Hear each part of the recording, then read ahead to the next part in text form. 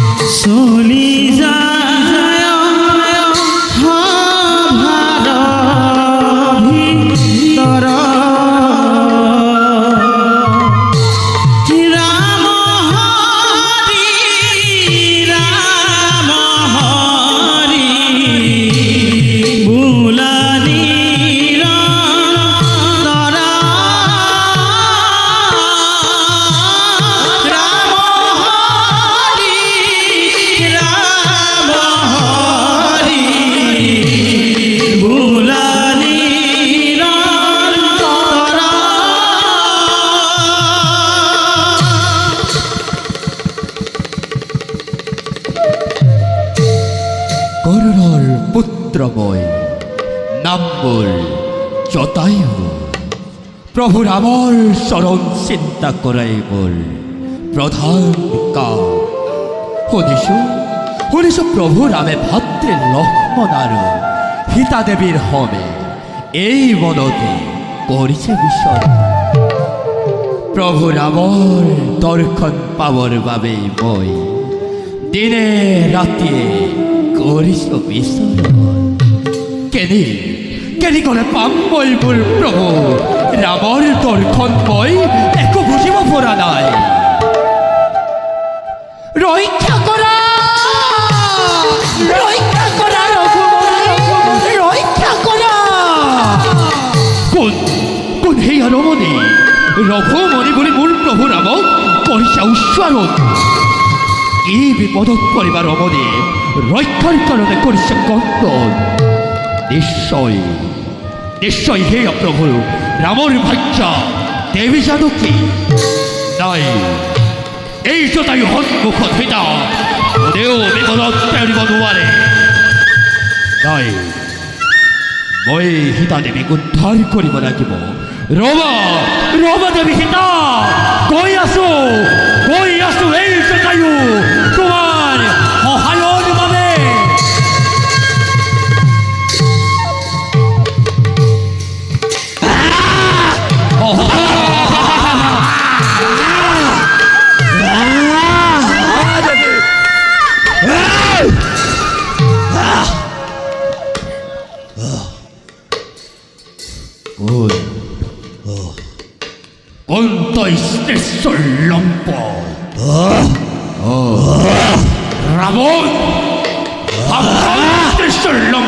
ৰাৱণ ৰজা হৈ পৰৰ নাৰী হৰণ কৰিবলৈ তোৰ লাজ নালাগিল? শুন ৰাৱণ, এতিয়াও সময় আছে। প্ৰভু ৰামৰ ভাৰ্যাক ঘূৰাই তই নহ'ল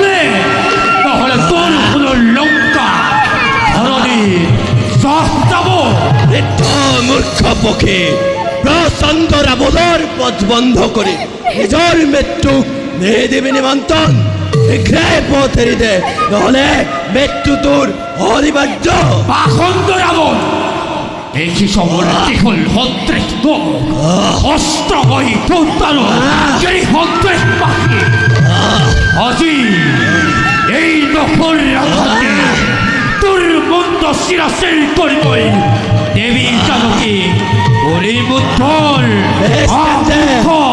যুদ্ধ দে হিমতে দুয়োজনে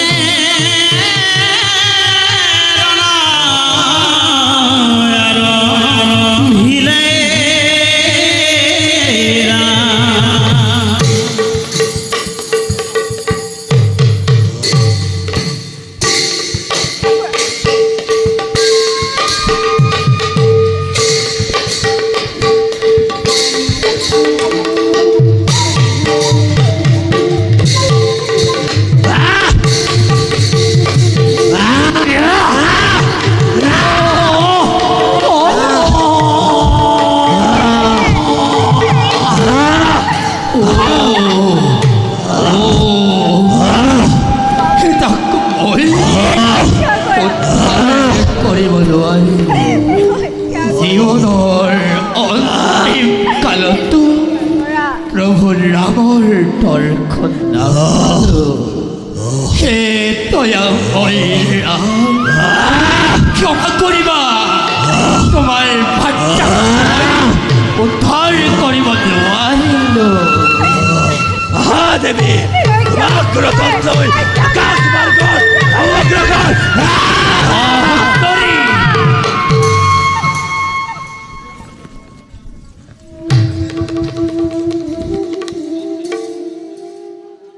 বৃহৎ পক্ষীৰ ভবিৰ মধ্যে পৰি আছে ব'লা লক্ষ্মণ জানকীৰ সম্ভেতে তেওঁকে সুধি চাওঁ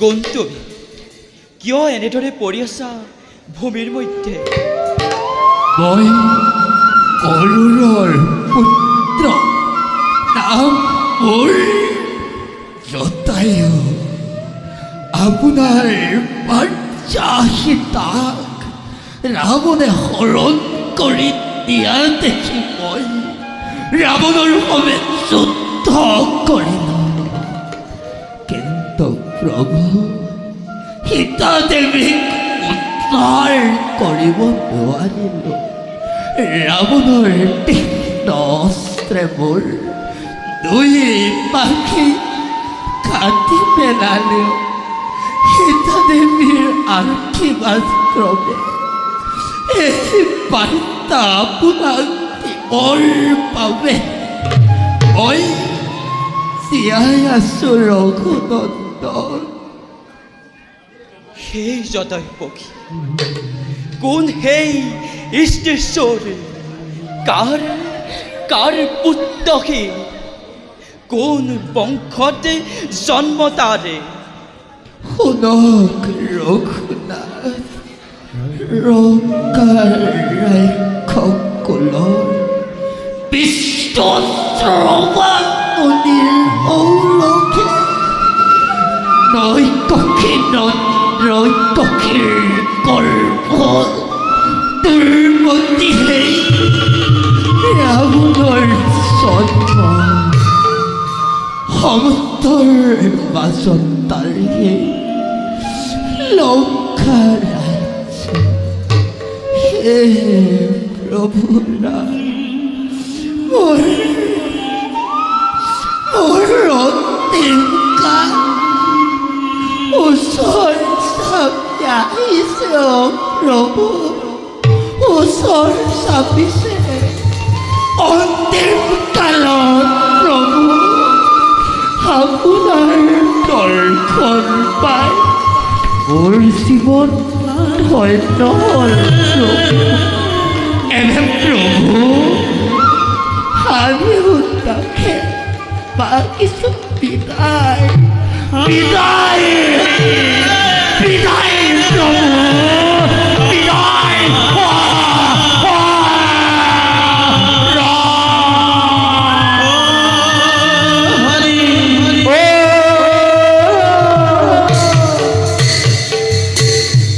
ভাই লক্ষ্মণ, দাদা, পিতৃৰ মহামিত্ৰ জটায়ু পক্ষীয়ে জানকীৰ হিতাৰ কাৰণে প্ৰাণ দিলে।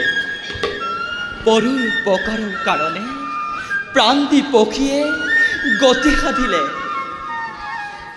বলক দাদা, প্ৰথমে এই মহান পক্ষী শৱদাহ কৰি তাৰ পাছত ৰাৱণৰ লংকা কৰিম উচ্ছেদ। বল।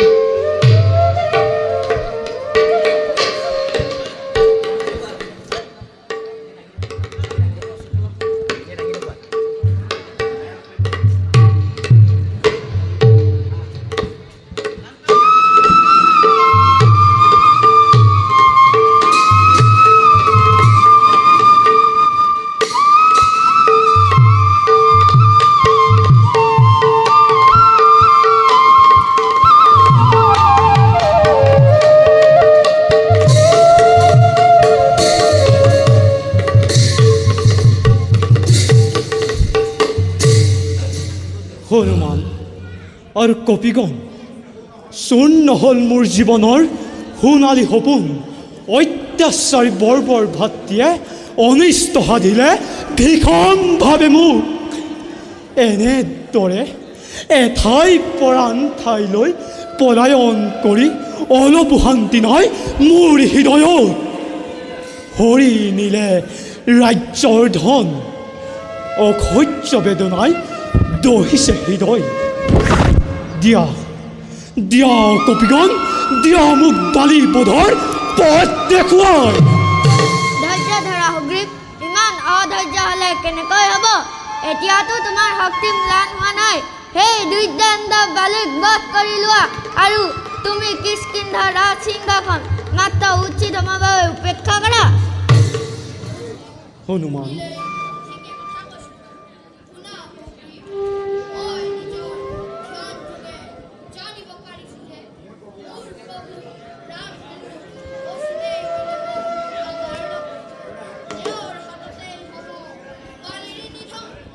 সঁচানে হনুমান?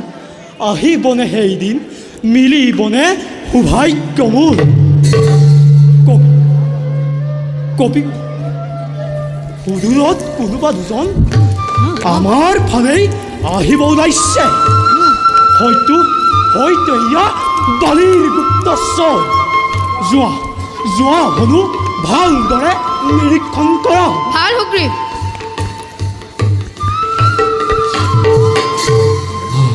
শুনা হেৰা অচিন পথিক, কোন তোমালোক? কিবা পৰিচয় তোমালোকৰ? হয় নেকি বালিৰ গুপ্তচৰ? সত্য কথা কৰিবা প্ৰকাশ, নহ'লে বন্দী হ'বা এই হনুমানৰ হাতত। কপিৰাজ, মই নহওঁ কাৰো গুপ্তচৰ। মই অযোধ্যা ৰজাৰ দশৰথৰ পুত্ৰ ৰাম নামে অভিহিত বল। আৰু এয়া মোৰ অনুজ ভাই লক্ষ্মণ। পিতৃৰ বাক্য পালি ভাষ্যৰ হিতাহমে আহিছিলোঁ বনবাসী। কিন্তু সেই দুষ্ট লংকা ৰাৱণে হৰি দিলে মোৰ প্ৰাণৰ ভাজ্যাক। তাৰে সন্ধানতে মনো কষ্টেৰে ঘূৰি ফুৰিছোঁ এই পৰত। কি আপুনিয়েই মোৰ প্ৰভু শ্ৰী ৰামচন্দ্ৰ আৰু এও ঠাকুৰ লক্ষ্মণ, যাৰ নাম মই অহনিশে ধৰি হৃদয়ত দিনে ৰাতিয়ে কৰোঁ বন্দনা। সেই জগতৰ গৰাকী আজি মোৰ সন্মুখত, লোৱা প্ৰভু এই অধমৰ ভক্তি অঞ্জলি।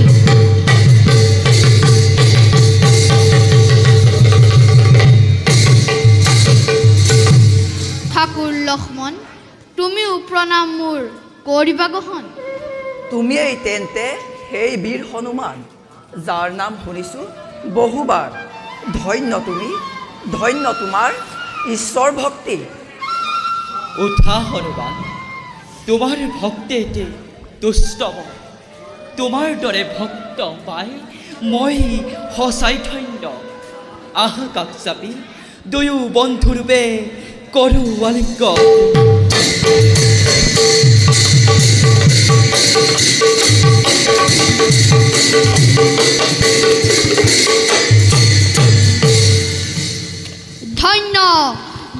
হ'লো আজি মই, ধন্য হ'ল মোৰ জীৱন।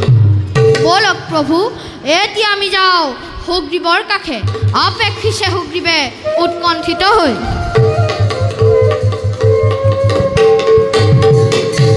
বীৰবৰ হনুমান সন্মুখতে প্ৰভু ৰাম আৰু ঠাকুৰ লক্ষ্মণ সেৱা কৰি সকলোৱে ধন্য কৰা বান্দৰ সমাজক।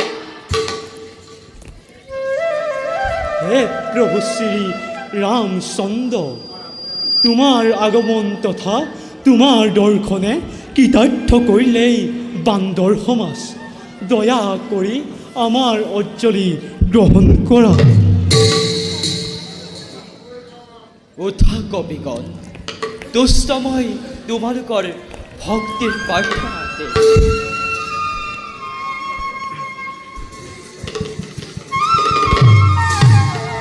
প্ৰভু, মোৰ ভাতৃবাদীয়ে অন্যায়ভাৱে মোক ৰাজ্যৰ পৰা খেদি দিলে বনবাস।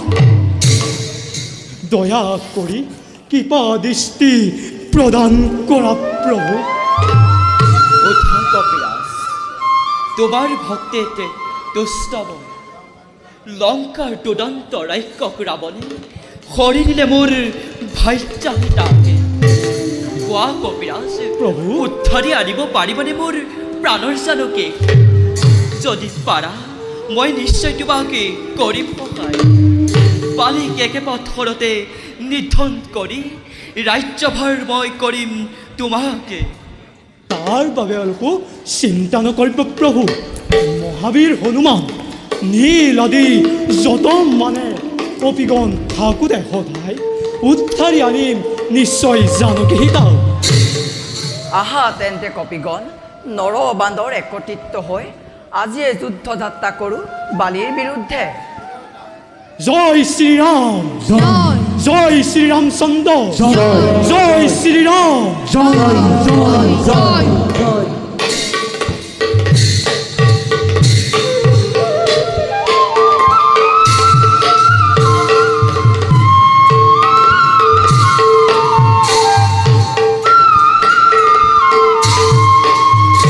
হৰি চুলি জয় ৰাম চন্দ্ৰ সত্য অৱতাৰ বান্দৰ সেনা লগে চলে যুদ্ধ কৰিব। আৰে বান্দৰ সেনা লগে চলে যুদ্ধ কৰিব। আৰে তাকয় দেখি নৰলোকে এৰি আনো কাম। নিৰন্তৰে নৰে ডাকি বোলা ৰাম ৰাম। আৰে নিৰন্তৰে নৰে ডাকি বোলা ৰাম ৰাম।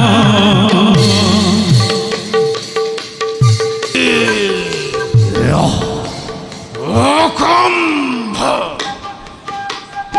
অগ্ৰীৱে মোক কৰিলে প্ৰতাৰণা।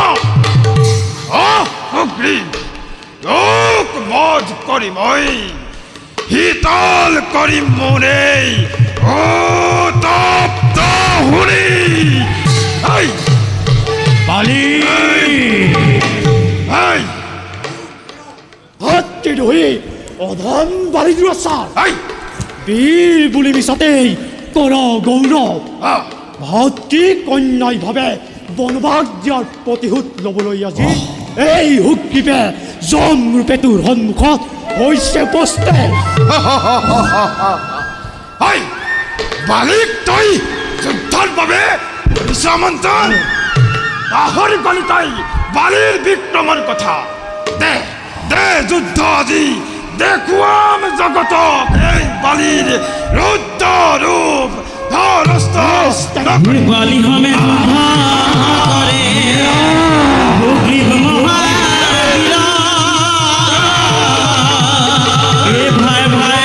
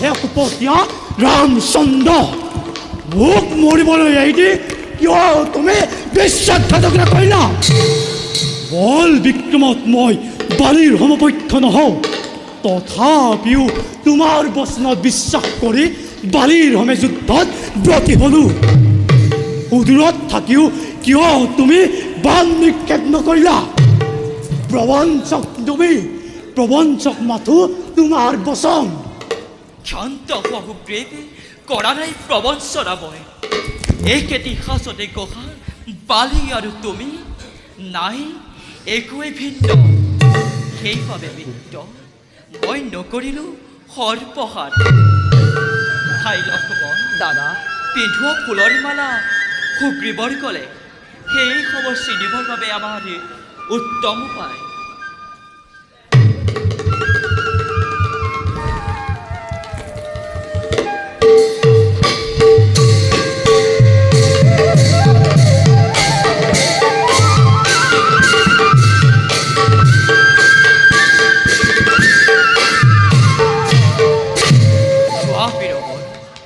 এবাৰ নিশ্চয় পালি সবদিত ক্ষমা কৰিবা ৰঘুপতি খঙতে পৰি নিন্দিলোঁ তোমাক পুনৰ মই ৰণযাত্ৰা কৰোঁ বালিৰ হমে বালে বালি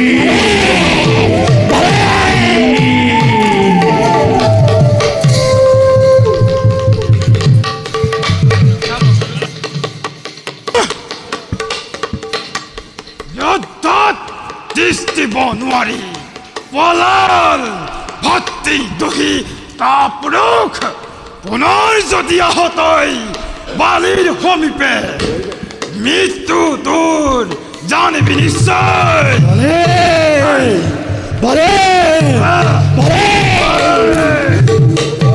কোন হেৰ দুৰাচাৰ বালি পুনৰ মই ৰুণ সাজা আহিছোঁ তোৰ সমীপে এইবাৰ তোৰ আয়ুস আকাশৰ বেলি অস্ত হ'ব মাথো যুদ্ধ দে অলপ আগেই তই প্ৰাণ লৈ পলায়ন কৰিছিলি আকৌ আহিছ তই বালিৰ সমীপে দে দে যুদ্ধ তই আজি ৩৩ কোটি দেৱতাই যদি তোক কৰে সহায় নাপাবি নিষ্ঠাৰে বালিৰ হাতে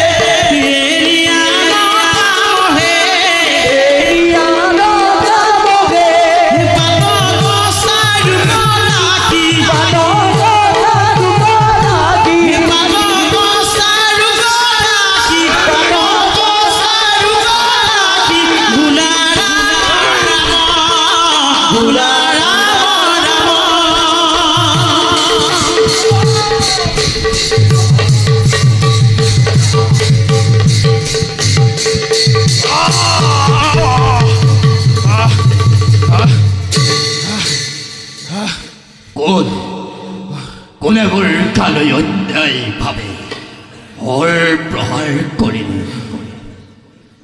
তুমি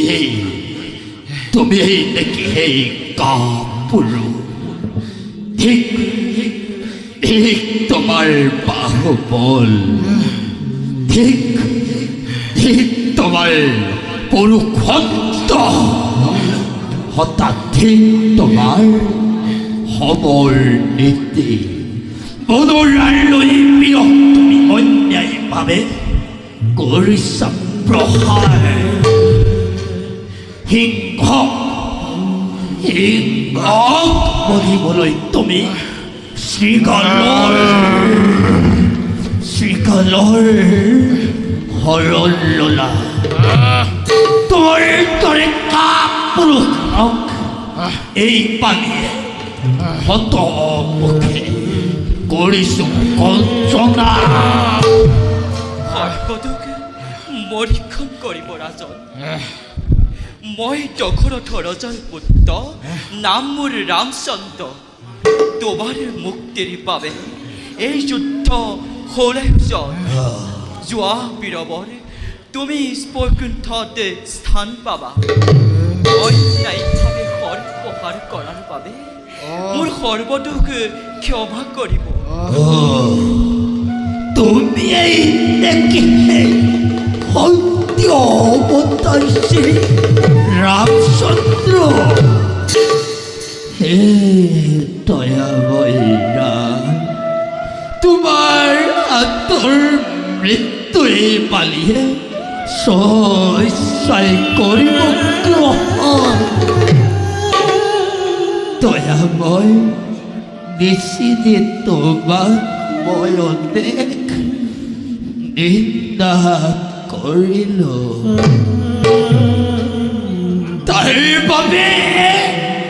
তাৰ বাবে মোক ক্ষমিবা প্ৰভু হে ভাই দাদা দাদা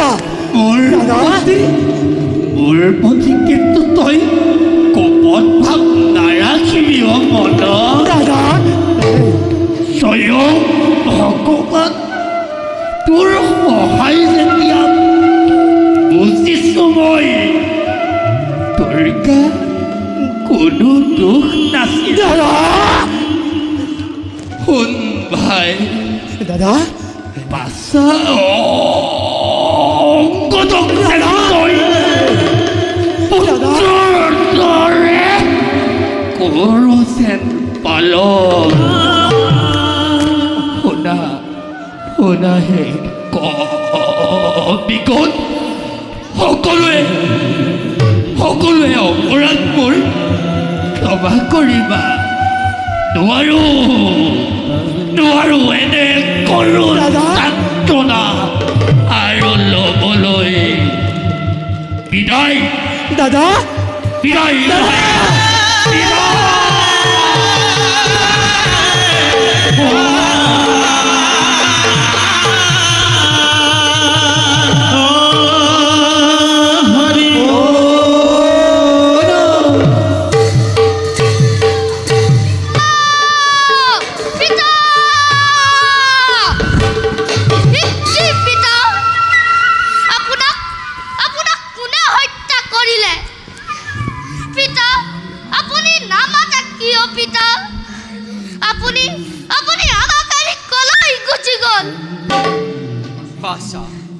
মই তোমাৰ পিতৃকে কৰিলো হত্যা মোৰ অপৰাধে ক্ষমা কৰিবা মই দশৰথৰ পুত্ৰ নাম মোৰ ৰামচন্দ্ৰ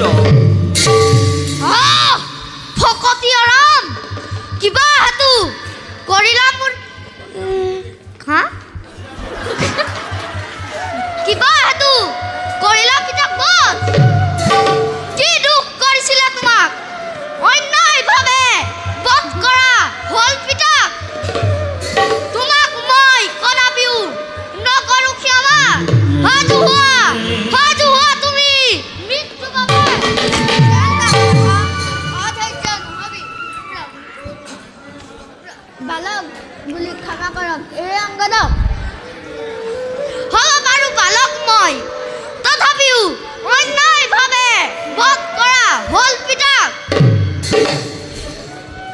নহ'বা অংগদ, তই প্ৰভু ৰামৰ ওপৰত মিছাতেই খং কৰিছ। যাৰ নাম জপ কৰিলে পাপীও পাপৰ পৰা মুক্ত হয়, তেনে জগতৰ প্ৰতি ৰামৰ ওচৰত তই ক্ষমা খোজ পাছা। সম্ভৱ মই পিতৃবৈৰ ওচৰত ক্ষমা নোখোজো। হ'ব পাৰে ৰাম জগতৰ ঈশ্বৰ, হ'ব পাৰে ৰাম দয়া সাগৰ, তথাপিতো মোৰ মনে নামানে প্ৰভুত। বাছা অংগদ, অনুতাপন হ'লে দহিছে তোমাৰ প্ৰাণ। বিধিৰ বিধান কেতিয়াও নহয় খণ্ডন। তোমাৰ পিতৃয়ে মুক্তিহে লাভ কৰিছে বাছা। তোমাৰ পিতৃৰ নাম যুগে যুগে জিলিকি থাকিব এই ধৰাতে। বাছা অংগদ, মোক যি তুমি বচ কৰা প্ৰতিজ্ঞা কৰিছা, তাকো মই কৰিম পূৰণ। কিন্তু এই জন্মত নহয়, তাৰপৰত পুনৰ জন্মিবা তুমি ব্যাধ ৰূপে, আৰু মই শ্ৰীকৃষ্ণ ৰূপে লম অৱতাৰ।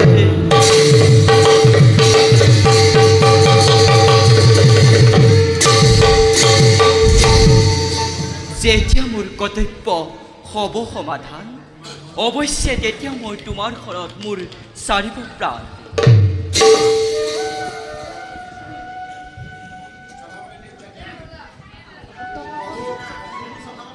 প্ৰভু স্বভাৱতে নিজ জাতি আমি, ক্ষমা কৰা প্ৰভু মোৰ হত অপৰাধ।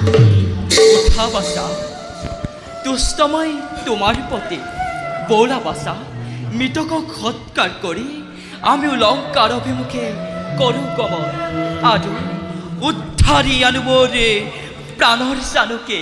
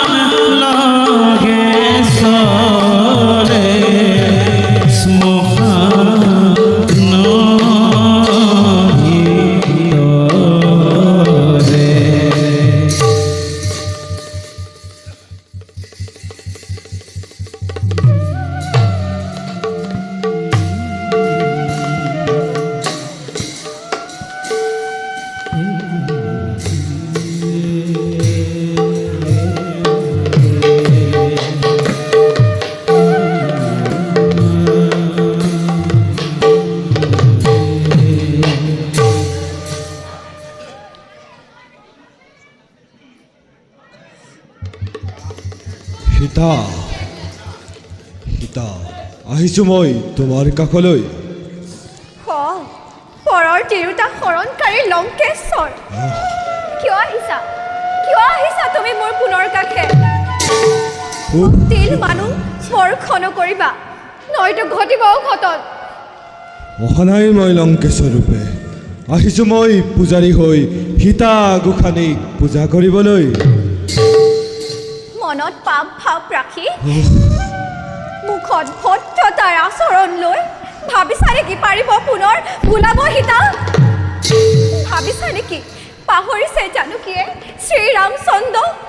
নকৰিবা সন্দেহ। এটা কথা জানিবা ৰাজ্য, আহিব প্ৰভু শ্ৰীৰামচন্দ্ৰ সীতা উদ্ধাৰৰ হেতু। ধ্বংস হবা তুমি, ধ্বংস হব লংকা, ধ্বংস হব সমস্ত ৰাজ্য। হে কি জীৱনৰ ৰাজলক্ষ্মী তুমি। সেইবাবেই অপাৰ সাগৰ পাৰ হৈ নিজ হাতে তুলি আনি প্ৰতিষ্ঠা কৰিছোঁ তোমাক লংকাৰ বুকুত। দেৱী, কোনেও বুজিব নোৱাৰে ৰাৱণৰ বেদনা। বাহিৰত দেখে মোক ৰাক্ষস আৰু প্ৰলয়ৰ ধুমুহাৰূপে। মানৱ আৰু দেৱতাই অনাৰ্য বুলি মোক চিৰকাল কৰে তিৰস্কাৰ। দেৱী, তুমিয়েই মোৰ সকলো। আহা দেৱী, ঢালি দিওঁ তোমাৰ চৰণত মই ভক্তিৰ শৰাই। আতৰ্ক কুলাংগাৰ, তোৰ নিচিনা ৰাক্ষসক এই জানকীয়ে হতবাৰ কৰে পদঘাত।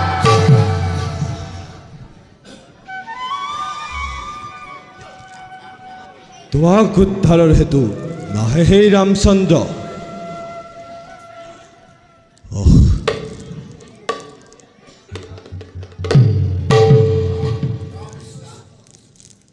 ভ্ৰম হিতা ভ্ৰম।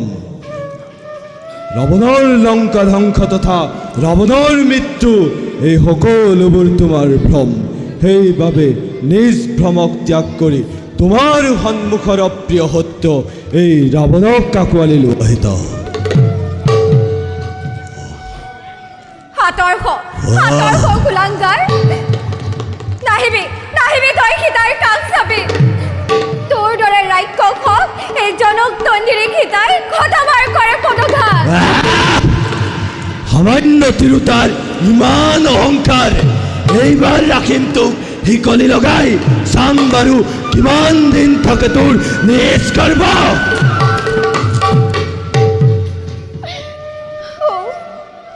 ৰাঘৱ, কেতিয়া আহিবা তুমি মোৰ উদ্ধাৰৰ হেতু? সেই ৰাক্ষসৰ মায়া জালত সদায় মোক আবদ্ধ কৰিব বিচাৰে। কেতিয়া আহিবা ৰঘুবলী? আহা লক্ষ্মণ, নহ'লে সীতাই এই বনতে নিজৰ প্ৰাণ কৰিব ত্যাগ। উদ্ধাৰ কৰা ৰঘুবলী, উদ্ধাৰ কৰা।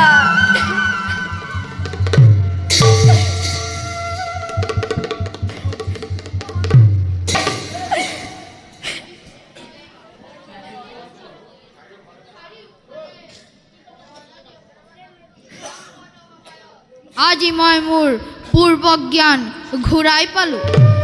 ফলত মোৰ সকলো শক্তি ঘূৰি আহিল। প্ৰভু ৰামৰ আশীৰ্বাদ হৃদত লৈ সীতা দেৱী দৰ্শন হেতু অপাৰ সমুদ্ৰলম্ভী আহিছোঁ এই লংকাপুৰে। যাওঁ অলপ ঘূৰি পকি চাওঁ, সীতা দেৱী হয়তো ওচৰতে থাকিব পাৰে।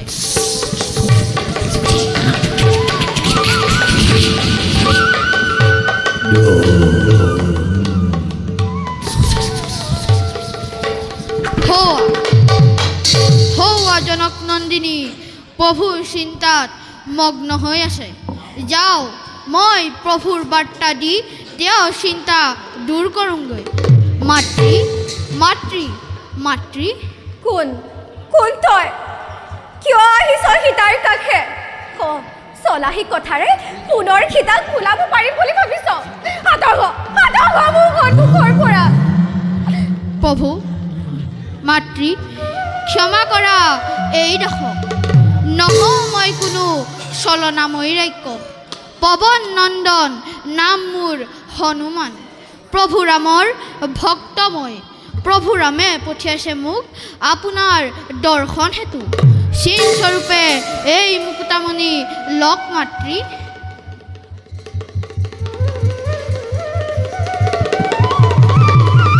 স্বামীৰ দিয়া শুনো।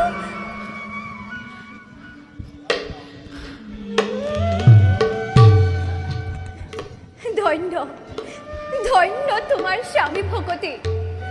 সেই জনক নন্দিনী সীতাই কৰিছোঁ আশীৰ্বাদ, চিৰঞ্জীৱী খোৱা। পিছে কোৱাচোন শুনো, কুশলে আছেনে মোৰ স্বামী ৰামচন্দ্ৰ? মাতৃ, কুশলে আছে প্ৰভু। জগতৰ অধিকাৰী যিজন, তেওঁৰ জানো কিবা ঘটিব অঘটন। মাতৃ, ইচ্ছা কৰিলে আপোনাক মই এতিয়াই ইয়াৰ পৰা লৈ যাব পাৰোঁ, কিন্তু কিন্তু এনে কাৰ্য কৰি কলংক নানো মই প্ৰভুৰ নামত। সেয়েহে মাতৃ আহিব প্ৰভু আপোনাৰ উদ্ধাৰৰ হেতু, দূৰ হ'ব আপোনাৰ সকলো দুখ। এতিয়া মাতৃ মই বিদায়হে মাগিছোঁ। যোৱা যোৱা হনু, চিন স্বৰূপে দিছোঁ মই এই আভূষণ প্ৰভু শ্ৰীৰামচন্দ্ৰ দিবাকৈ ভালকৈ। ভাল মাতৃ। যোৱা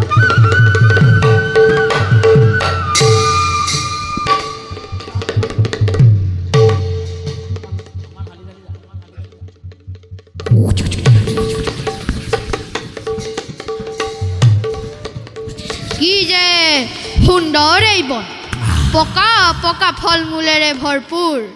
আজি এইবোৰ উদৰ পূৰাই খাই মোৰ লোভ কৰিম সম্বৰণ।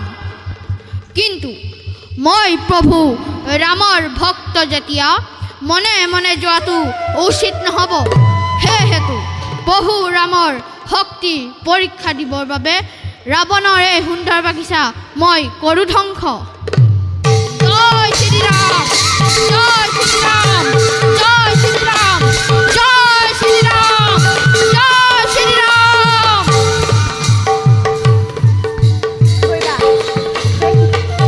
কি কাৰণে নষ্ট কৰা আমাৰ ফল মূল বাৰী? নাজাননি যে এইখন স্বৰ্ণলংকাৰ অধিপতি ৰাৱণৰ বুলি? কোন হেৰো অধম ৰাক্য, কোন হেতু লংকেশ্বৰ? পৰস্তি হৰণকাৰীয়ে কি নিজকে লংকেশ্বৰ বোলাইছে? শুন মূৰ্খ ৰাক্য, অবাবতে নকৰিবি দপন, নতুন নাপাবি নিষ্ঠাই হনুমানৰ হাতত। অন্য মূলৰ বান্দৰ, ইমান অহংকাৰ! শুন মূৰ্খ, তোৰ নিচিনা মূলোৱাটালৈ কৰ্ণপাত নকৰে মেঘনাথে। ললো তুলি মই ব্ৰহ্মাস্ত্ৰ বান, পাৰ যদি ব্যৰ্থ কৰ। প্ৰভু প্ৰভু প্ৰভু ব্ৰহ্মাদেৱৰ বান মই কেতিয়াও ব্যৰ্থ হ'ব দিব নোৱাৰোঁ। তেওঁকে সন্মান জনাই বন্দীভাৱে যাওঁ মই ৰাৱণৰ সমীপে।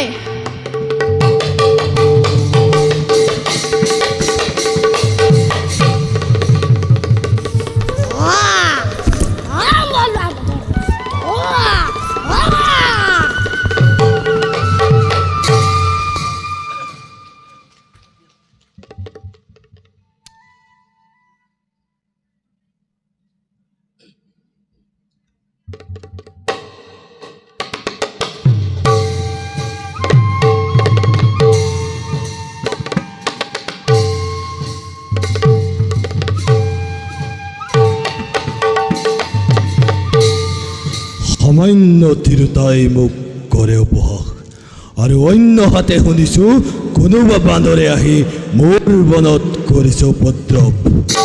পাহৰি গৈছে সিহঁতে ৰাৱণৰ পৰাক্ৰম। এনেবোৰ চিন্তাই মোক আজি কৰিছে বীৰবল। পিতা, এই বান্দৰে আহি উৎপাত কৰিছিল লংকাৰ বনত। ইয়াক উচিত শাস্তি কৰক প্ৰদান। সামান্য বান্দৰ হৈ তই কৰ উৎপাত মোৰ বনত। নিচিনিলি লংকেশ্বৰক নকৰিলি ভয়। শীঘ্ৰে কোন তই, ক'ত আহিছ আৰু কিয় কৰিছ মোৰ বনত উপদ্ৰৱ? শুনা তেন্তে পৰস্তি হৰণকাৰী মূৰ্খ লংকেশ্বৰ, প্ৰভু ৰামৰ ভক্ত মই, নাম মোৰ হনুমান। তুমি ৰামৰ ভাৰ্যা সীতাক হৰণ কৰি যি মহাপাপ কৰিলা, তাৰ ফলস্বৰূপে প্ৰভু ৰামৰ শক্তিৰ পৰীক্ষা দিবৰ বাবে মই তোমাৰ মনত কৰিলোঁ উৎপাত। আকৌ সেই ৰাম ৰাম ৰাম, যেদিনা পাম ৰামক সন্মুখ সমৰে তাৰ মুণ্ড কাটি মই সীতা দেৱীক দিম উপহাৰ। ৰাৱণৰ লংকাত আহি ৰাৱণকেই কৰ অপমান। বাছা ইন্দ্ৰজিৎ, এই বান্দৰে যি বনত উপদ্ৰৱ কৰিছিল সেই বনত নি ইয়াৰ নেগুৰত অগ্নি সংযোগ কৰা।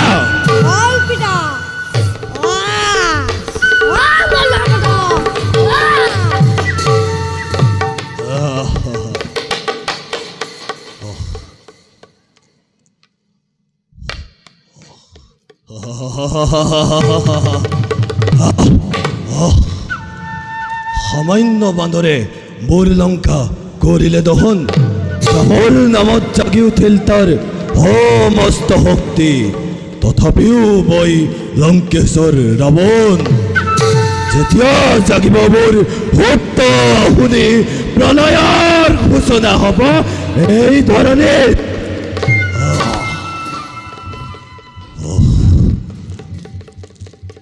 ভাতৃ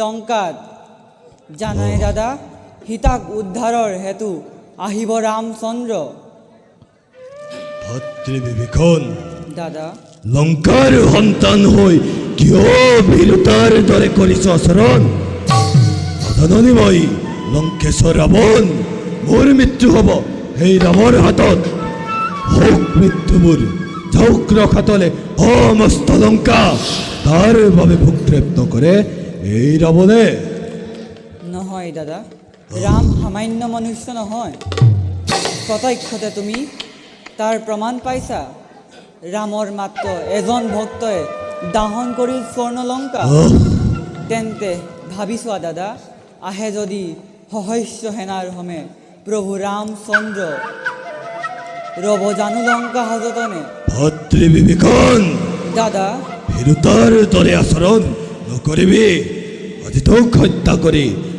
জননীৰ মংগলময় কৰিম সাধন দিয়া দাদা জননীৰ ধ্বংস দেখাৰ আগতে নিজৰ মৃত্যুক কৰিছো কামনা শুন বিভীষণ তোৰ দৰে ভীৰু ভাতৃক হত্যা কৰি কুলসিত নহয় ৰাৱণ বিভীষণ দাদা ত্যাগ কৰে এই সুবৰ্ণ লংকা মই লংকাধিপতি ৰাৱণে দিছো তোক নিৰ্বাসন দণ্ড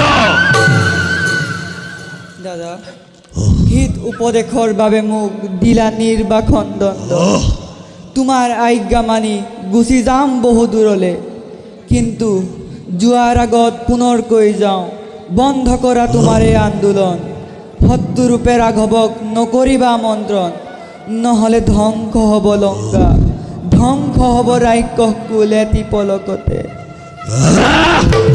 বিভীষণ দিব নালাগে তই মোক বৃথা জ্ঞান আঁতৰি যা মোৰ সন্মুখৰ পৰা পুনৰ যদি দেখো তোক মোৰ সন্মুখত মৃত্যু তোৰ জানিবি নিশ্চয় বিভীষণ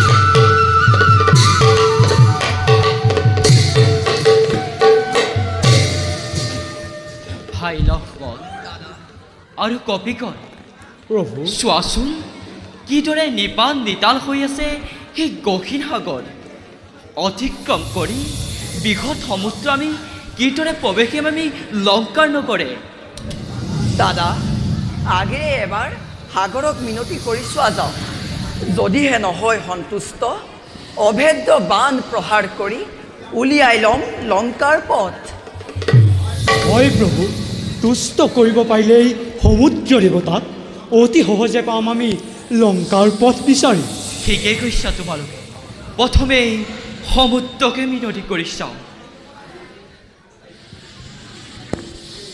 সেই সাগৰ নিজেই তুষ্ট হোৱা তুমি দেখুৱা পথ আমাকে মোৰ ভাইচা সীতাকে হৰি নিলে দুষ্ট ৰাৱণে লংকাৰ বুকুলৈ তাৰেই উদ্ধাৰৰ বাবে তত দিয়া মোক পথ মোকলাই এই তোমাৰ ওচৰত মোৰ মিনতি প্ৰাৰ্থনা সাগৰ কিয় স্পৰ্শ তুমি অতদিনে তোমাৰ পাৰতে বসবাস কৰি মিনতি কৰাৰ পিছতো আমাকে নেদেখুৱাল পথে কি অহংকাৰত তুমি এনেদৰে কৰিছা অভিমান জড়িলো এই ধনুক অগ্নিবান্ধে তোমাৰ অহংকাৰ দৰ্পচন্ন কৰি নিজেই পথে লম মোকলাই শান্ত হোৱা প্ৰভু ৰাম নকৰিকা নিক্ষেপ বান মোৰ প্ৰতি তোমাৰ বানৰ ভাল ল'ব পৰা শক্তি মোৰ নাই প্ৰভু তোমাৰ বান নিক্ষেপ হ'লে মোৰ সমুদ্ৰত বাস কৰা জীৱ জন্তুৰ সমূলে মৃত্যু ঘটিব। এই সময় তোমাক লংকাৰ পথ দেখুৱাই তোমাৰ বানৰ সেনাৰ দ্বাৰা শিৰতে ৰাম নাম লিখি তীৰৰ হতোৱাই সমুদ্ৰ কৰাবা নিক্ষেপ। এই শিৰেৰে হেতু বান্ধি যাব পাৰিবা তুমি লংকা নগৰে। দাদা দাদা পালোঁ আমি পথৰ উপায়। ব'লা দাদা, এই বিশাল সমুদ্ৰত সেতু বান্ধি লংকাৰ অভিমুখে কৰোঁ যাত্ৰা। চিন্তা নকৰিবা প্ৰভু, এই মহান কাৰ্যত কৰিবলৈ পাই মই নিজকে ভাগ্যৱান মানিছোঁ। অচিৰে সেতু বান্ধিব পৰা হ'ম দুৰ্জয় সাগৰ। আহা কপিগণ, সেতু বান্ধো সমুদ্ৰৰ পাৰত।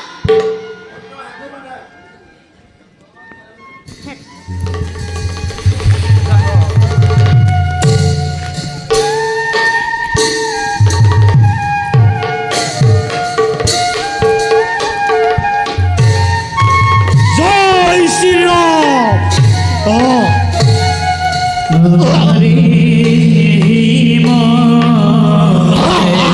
ৰাম সঙ্গে গোপী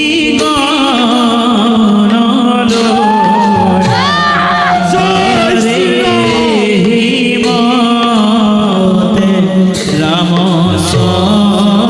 সঙ্গে গোপী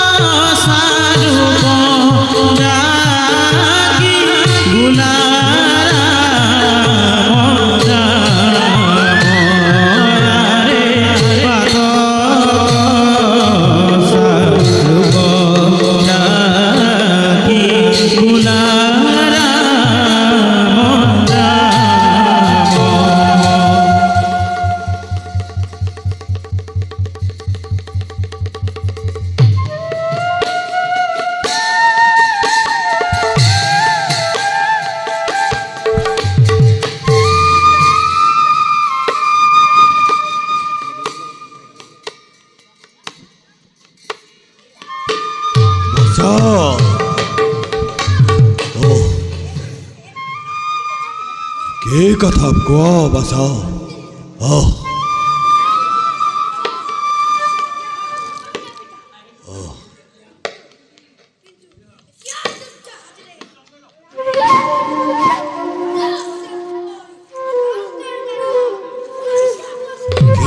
কলা ভাষা শত্ৰু বাহিনী আহি লংকাৰ দ্বাৰত হৈছে উপস্থিত তুৰন্তে সজোৱা মোৰ ৰক্ষ বাহিনীক আৰু বাধা দিওঁ সেই ভিক্ষাৰী ৰামক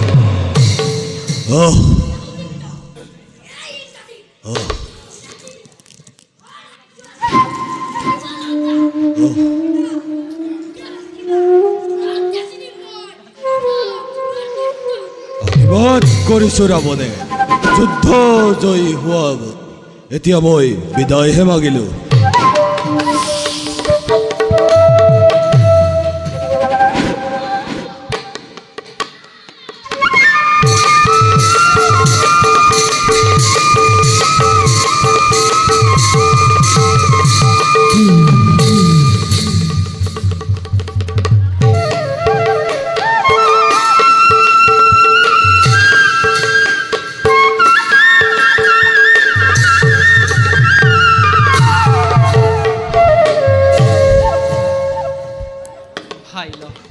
দাদা আৰু কপিক প্ৰভু আহি উপস্থিত হলোহি আমি লংকাৰ দ্বাৰত অচিৰেই যুদ্ধ হ'ব আমাৰ কিদৰে প্ৰৱেশিম আমি এই লংকাৰ ভিতৰে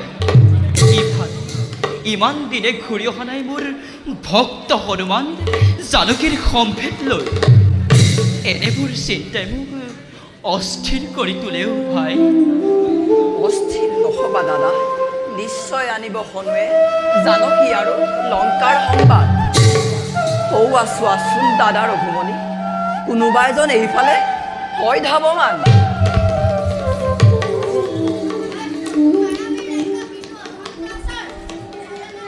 পৰীক্ষা কৰিব খুজিছে তোমালোক নহবা কুঠিত এবাৰ তেওঁক সুধি চোৱা যাওক কোন তুমি আমাৰ সমীপে কিবা পইচন আছে নেকি হে ৰঘুকুলৰ কল্পতৰু প্ৰণামিলো তদুচৰণ প্ৰভু ৰাৱণৰ ভাতৃময় নাম মোৰ বিভীষণ বিনা দুখে ভাতৃয়ে মোক দিলে নিৰ্বাসন সেইবাবে প্ৰভু আহিছোঁ তোমাৰ কাষে দিয়া স্থান মোক তদুচৰণত একেই ৰাৱণৰ সন্তান তই ৰাজ্যৰ ভাতৃ প্ৰভু ই আমাক কৰিছে চালনা আদেশ কৰক প্ৰভু এই মুহূৰ্ততে বন্দী কৰোঁ এই ৰাজ্যখন যদিও তেওঁ ৰাজ্য নগৰৰ তথাপিও মোৰেই ভক্ত আশ্ৰয় বিচাৰিছে আমাৰ সমীপে নিৰাশ্ৰয়ক যদি আশ্ৰয় নিদিওঁ জগতে মোক নামত কলংক সানিব সৌৱা চোৱাচোন দাদা ভক্ত হনুমান উভতি আহিছে আমাৰ দিশে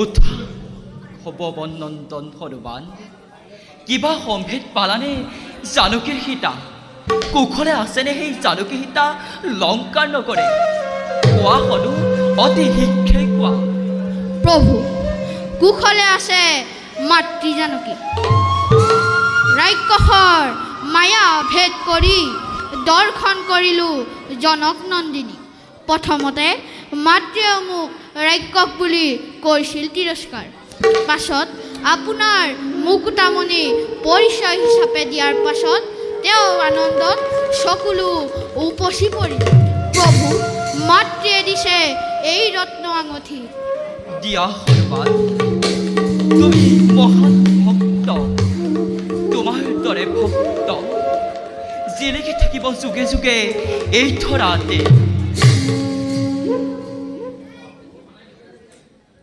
কোৱা হল কিদৰে বুজিলা সেই অদ্ভুত লংকাকে কোৱা অতি শীঘ্ৰে কোৱা প্ৰভু সঁচাই আচৰিত সেই লংকাপুৰী প্ৰভু কৰিলোঁ মই লংকা দহন, কৰিলোঁ নানা বুদ্ধিৰে, বুজি ল'লোঁ ৰাক্ষসৰ ৰণকৌশল। এতিয়া আৰু চিন্তাৰ নাই প্ৰভু, অচিনেই ধ্বংস হ'ব ৰাক্ষস ৰাৱণ। সঁচা প্ৰভু, এতিয়া আৰু বিলম্ব নিৰ্দেশ হ'ব লাগে জানকী উদ্ধাৰ। এই বাক্য পালিব ৰাঘৱ, তুৰন্তে প্ৰৱেশিম আমি লংকাৰ ভিতৰে। জয় শ্ৰী ৰামচন্দ্ৰ, জয় শ্ৰী ৰামচন্দ্ৰ, জয় শ্ৰী ৰামচন্দ্ৰ, জয় জয় জয়।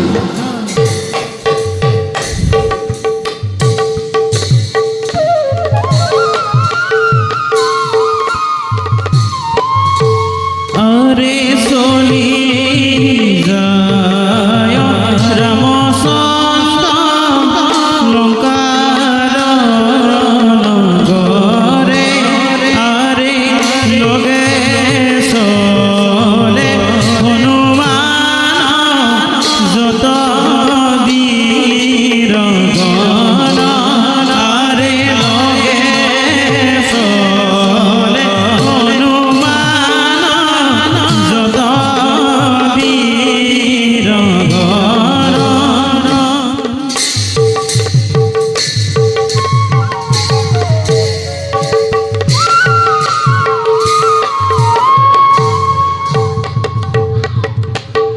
এই ভিক্ষাৰীৰ ঘৰ এইবাৰ এইবাৰ হাতে দেৱদূত বান লৈ ইন্দ্ৰদী হৈছে উপস্থিত।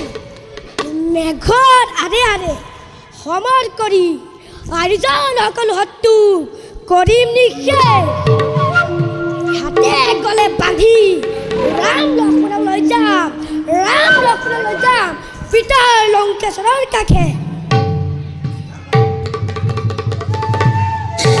চোৱা ভাই লক্ষ্মণ, বৰী ইন্দ্ৰজিতে আমাৰ সন্মুখতে, সাৱধানে তুমি কৰিবা খবৰ। ৰাম লক্ষ্মণক দুয়ো ভাইক পাই সন্মুখত আনন্দিত আদি মেঘনাথ। ৰাম লক্ষ্মণ দেখুৱাৰ যুদ্ধ কৰি নিজৰ পৰাক্ৰম। সাৱধান ৰাৱণ নন্দন, নাপাবি নিষ্ঠাৰ আজি দশৰথ নন্দন ৰাম লক্ষ্মণৰ হাতে। ধ্বংস হবি তই, ধ্বংস হ'ব তহঁতৰ সোণৰ লংকা। অধম ভিক্ষাৰী তপস্বী সামান্য শিয়ালৰ আত্মনাদলৈ কৰ্ণপাত নকৰে মেঘনাথে। ধৰ ধৰ ৰাস্ত নকৰিবলৈ এছ তেন্তে সেই হওক। লাগিল দেখা অতি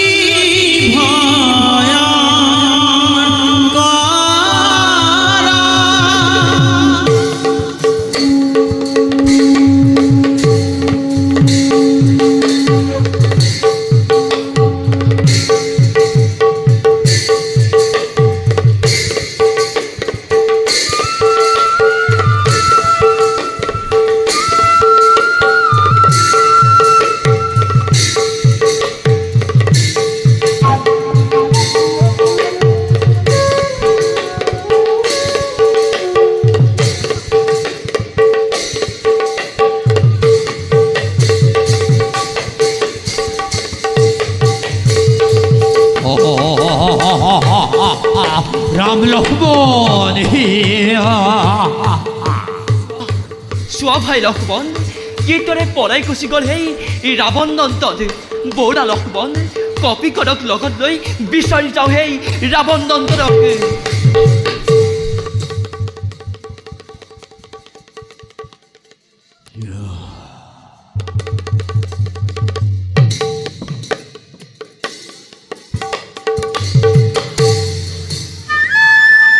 দাদা লংকেশ্বৰে মোক অকাল নিদ্ৰাৰ পৰা জগাই তুলিলে।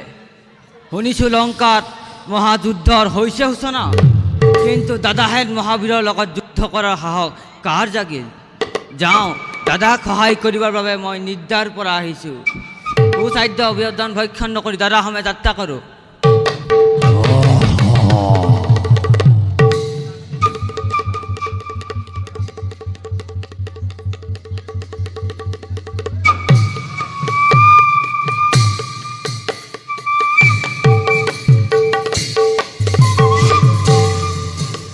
যুদ্ধৰ লগতে লংকাৰ সেনাগণ পৰিল ৰণত।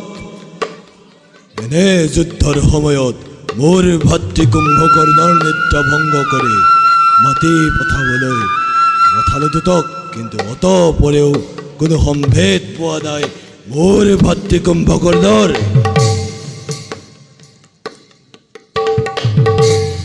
দাদা ভাতৃ। তাৰ পৰা জগাই কিয় আমন্ত্ৰণ জনালা?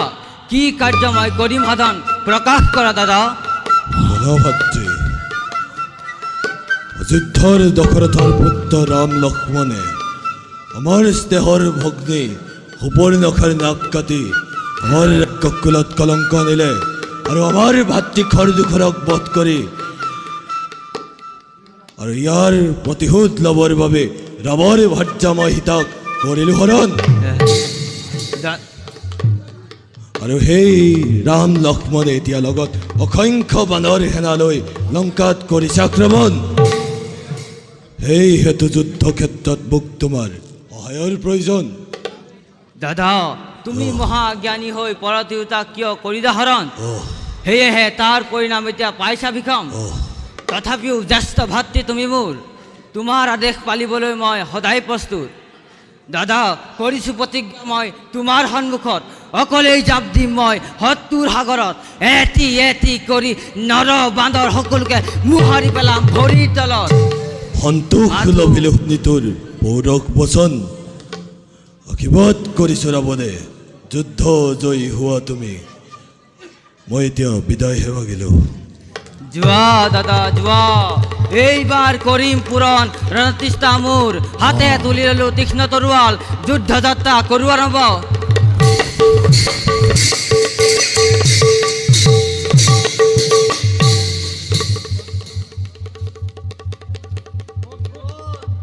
সেই ক্ষুদ্ৰ মনুষ্য ৰাম আৰু লক্ষ্মণ, ক'ত সেই সুগ্ৰীৱ আদি হনুমান বান্দৰ সেনা? আহ আগবাঢ়ি তহঁতক গোটাই গেলি মোৰ উদৰ পুৰাওঁ। আহ আগবাঢ়ি নিমিষতে কৰোঁ চাৰ খাৰ।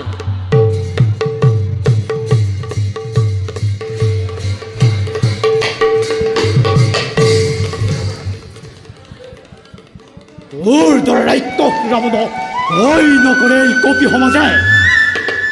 যুদ্ধ মাথো নকৰি পলাও।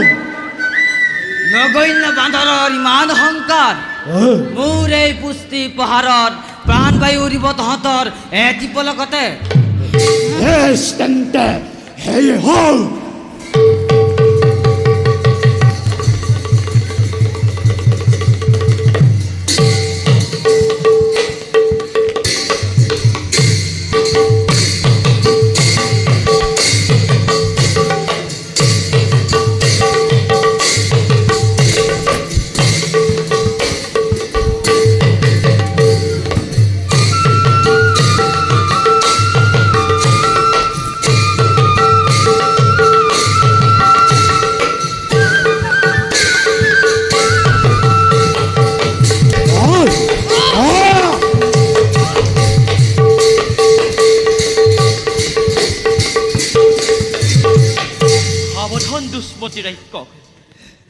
ক্ষুদ্ৰৰ স্বগতৰে জাপ দিলিয়েই ৰামৰ অগ্নিতে।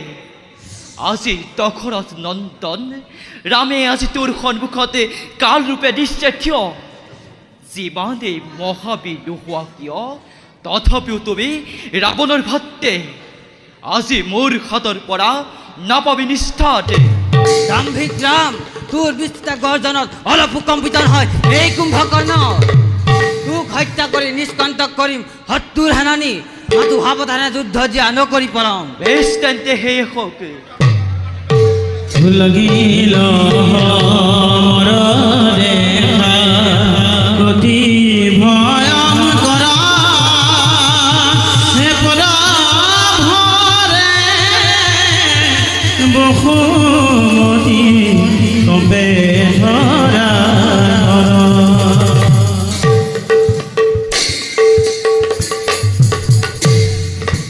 লাগিল মৰণে প্ৰতি ভয়ং কৰা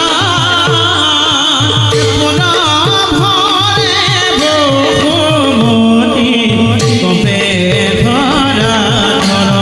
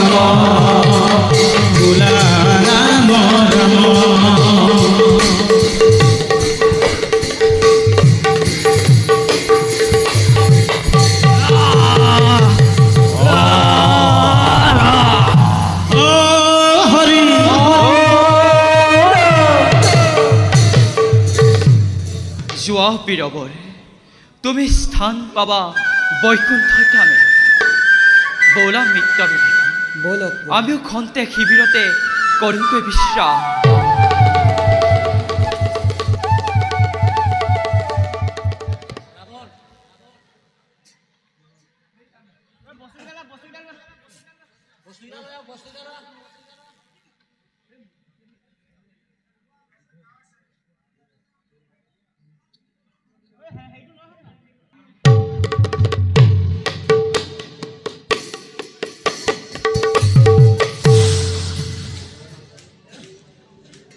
লক্ষ লক্ষ সেনাৰ হোমে আৰম্ভ হ'ল তুমুল সংগ্ৰাম বচা ইন্দ্ৰজিতে নানা কৌশলেৰে শত্ৰুক বাধা দিয়াৰ চেষ্টা কৰিছে আৰু অন্য হাতে শুনি মোৰ ভাতৃ কুম্ভকৰ্ণও আজি কৰিছিল সমৰ কিন্তু অতপৰেও পোৱা নাই তাৰ সম্ভেদ যাওঁ কাৰোবাক পঠাই ভাতৃ কুম্ভকৰ্ণৰ সম্ভেদ লওঁগৈ বাচা অতি অথন্তৰ ঘটিল অথন্তৰ ঘটিল হয় মহাৰাজ খন্তেক আগতে দূতৰ মুখেৰে পাৰিলোঁ জানিব আজি এই লংকাৰ মহাযুদ্ধত খুৰা কুম্ভকৰ্ণৰ মৃত্যু ঘটিল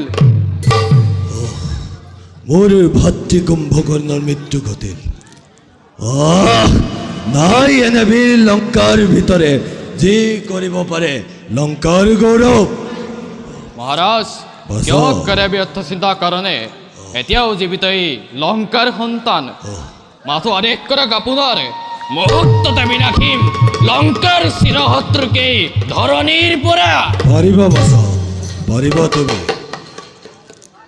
মুহূৰ্ততে অগ্ৰসৰ হোৱা ৰণক্ষেত্ৰত আৰু চাৰখাৰ কৰা বানৰ সেনাক সমৰ কৰিবা তুমি খুব সাৱধানে আশীৰ্বাদ কৰিছো ৰাৱণে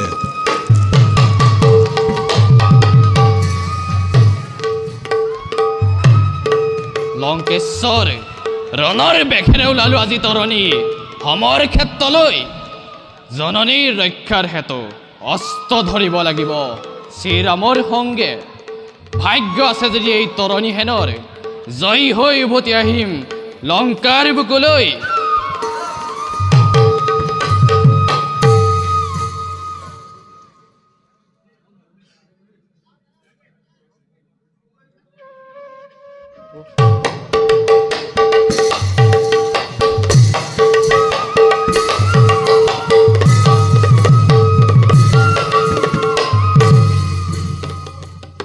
লংকেশ্বৰৰ আদেশ শিৰোগত কৰি আজি উপস্থিত তৰণী ৰণৰ ক্ষেত্ৰত ক'ত আছে সেই নৰৰূপী ৰামচন্দ্ৰ তেওঁক দৰ্শন কৰি কৃতাৰ্থ কৰোঁ আজি মোৰ জীৱন অধম ৰাক্ষস ৰণক্ষেত্ৰত সোমাই কিয় পলাই ফুৰিছ চা ভালদৰে আজি তোৰ সন্মুখত সুগ্ৰীৱ হৈছে উপস্থিত দে যুদ্ধ নকৰি পলম বেছ তেন্তে সেই হওক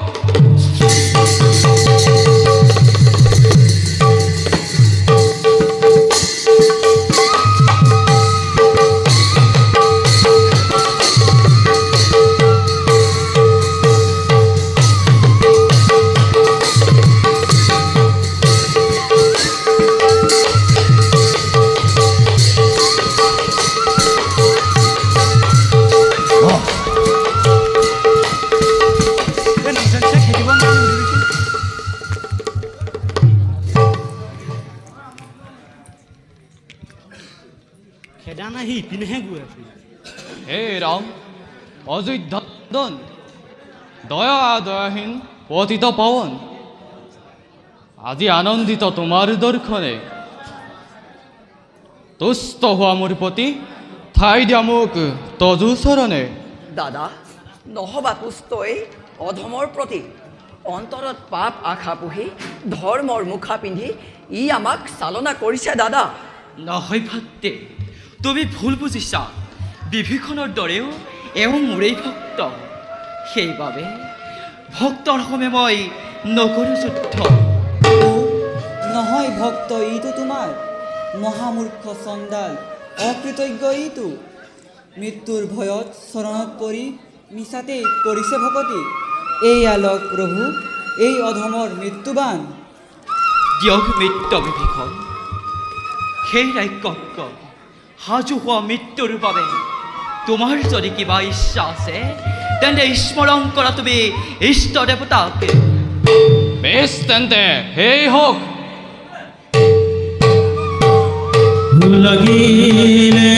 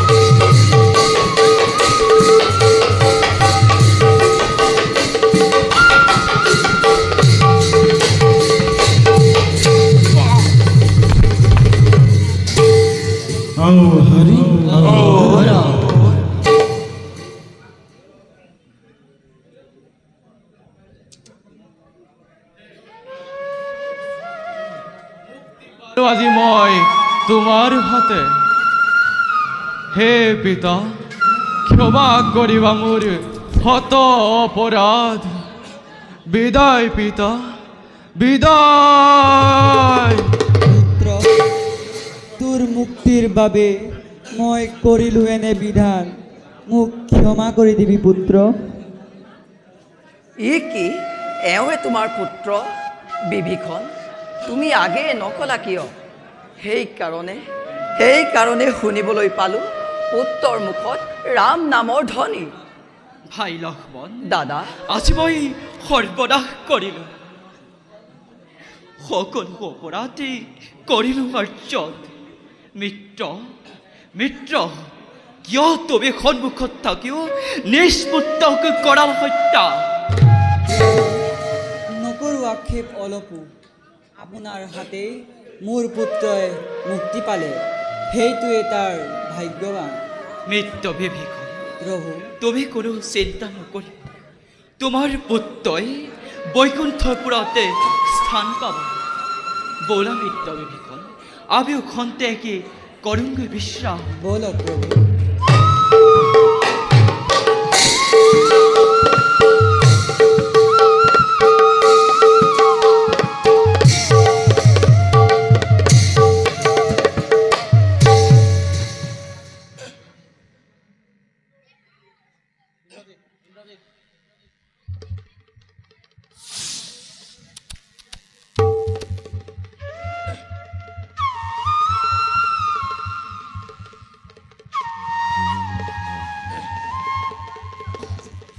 সামান্য মনুষ্য হাতে আজি পৰাজয়, লংকাৰ শত শত মায়াবীৰ অদ্ভুত যোদ্ধা নীতি সেই ৰাম লক্ষ্মণৰ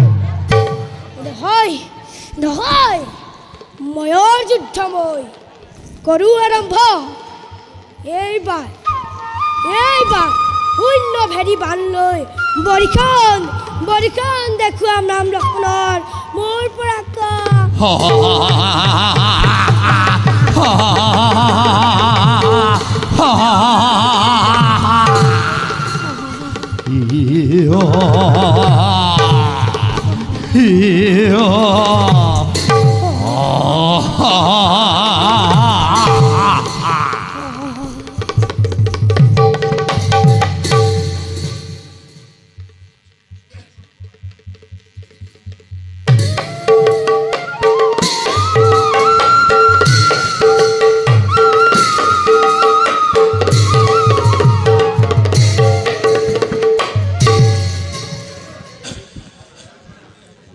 আচৰিত, সঁচাকৈ আচৰিত।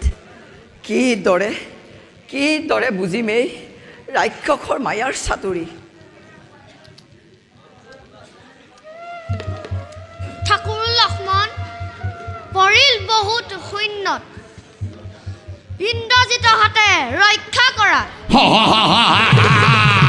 বলুৱা বানৈ শুকৰ তহঁতে আজি ঘৰৰ ৰাখা।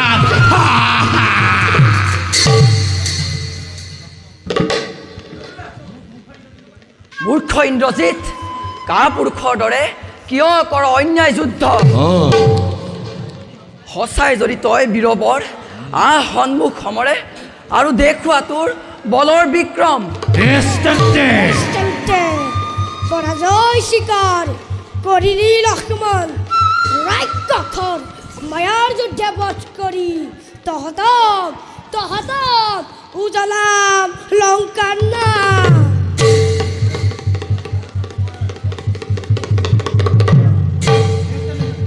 বেছ তেন্তে সেয়ে হওক।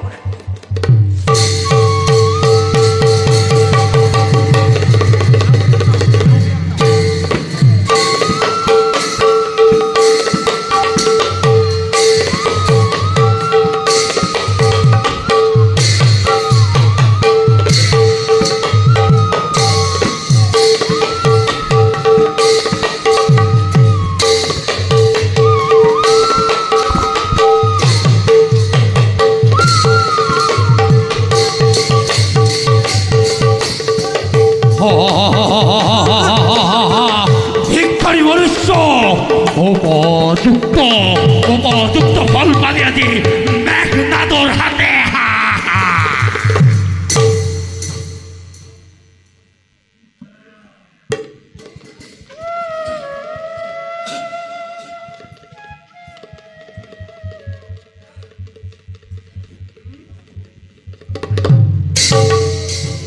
ভাই লক্ষ্মণ, কি হ'ল তোৰ? কিয় তই এনেদৰে কৰিছ শয়ন? উঠা ভাই লক্ষ্মণ, তোমাৰ দাদা আহি আজি তোমাৰ সন্মুখতে। উঠা উঠা ঠাকুৰ, চোৱাচোন তোমাৰ দাদা আহি তোমাৰ সন্মুখত। উঠা লক্ষ্মণ, উঠা। ইমান শক্তিশালী হৈ তুমি কিয় ইমান সহজতে হাৰ মানিলা? উঠা লক্ষ্মণ, উঠা। খাই পিত ভাতে মোক এৰি গুচি গ'ল। ভাতেৰ অবিহনে কিদৰে মই থাকিম জীয়াই? প্ৰভু, আহ জানকী, আহ চাই যোৱাহি এবাৰ তুমি ভাতে লক্ষ্মণক। প্ৰভু, নাই নাই, নালাগে মোক যুদ্ধৰ, নালাগে মোক লংকাৰ জয়। ভাতেৰ অবিহনে নালাগে মোক অনিত্যৰ সংসাৰৰ জীৱন, নালাগে মোক সুখৰ জীৱন। প্ৰভু, নহ'ব চঞ্চল। আপুনি যদি ইমান চঞ্চল হয়, এই সমস্ত সেনা কিদৰে চলিব? প্ৰভু, ঠাকুৰ লক্ষ্মণৰ জীৱন বৰ্তমানেও নুমাই যোৱা নাই, এতিয়াও উপায় আছে প্ৰভু। সঁচাৰে মিত্ৰ, ঘূৰাই পাম নে আকৌ মোৰ ভাতে লক্ষ্মণক? কোৱা মিত্ৰ বিভীষণ, ঘূৰাই পোৱা মোক এদিন উপায় দিয়া অতি শীঘ্ৰে। প্ৰভু, নকৰা তেনে চালনা, সকলো বিহিত তোমাৰ। তথাপিও শুনা প্ৰভু, লংকাৰ সিফালে আছে এক হেতালী পৰ্বত, সেই পৰ্বতত আছে সঞ্জীৱনী বন। সেই বন পিহি ঠাকুৰ লক্ষ্মণক পান কৰালে তেওঁৰ নিজৰ জীৱন ঘূৰাই পাব। কিন্তু কি বিভীষণ, জনোৱা বিশেষ আমাক। সেই পৰ্বতত অতি দুৰ্গম আৰু মায়াৰে ভৰা। ৰাৱণৰ মায়াৰ চাতুৰি গোটেই পৰ্বত বিৰাজমান। বিবেকবান বীৰেহে সেই মায়া ভেদ কৰিব পাৰিব। প্ৰভু, আদেশ কৰক, মই যাম আৰু সকলো মায়া ভেদ কৰি লৈ আনিম সঞ্জীৱনী বন ঠাকুৰ লক্ষ্মণৰ বাবে। যোৱা হনুমান, লৈ আনা তুমি সঞ্জীৱনী বন মোৰ ভাতেৰ বাবে।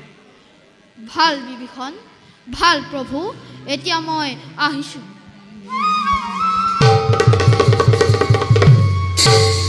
মিত্ৰ বিভীষণ প্ৰভু আৰু কপিক প্ৰভু, ব'লা ভাতে লক্ষ্মণক লৈ যাওঁ শিবিৰলৈ। ব'লক প্ৰভু।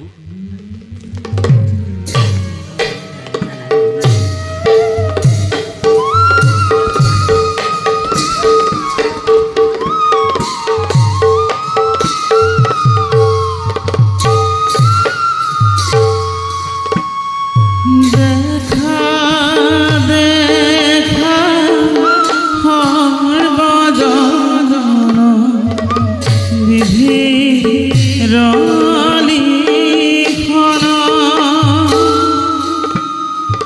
মৃত দেহ লয়া চলে যত বীৰ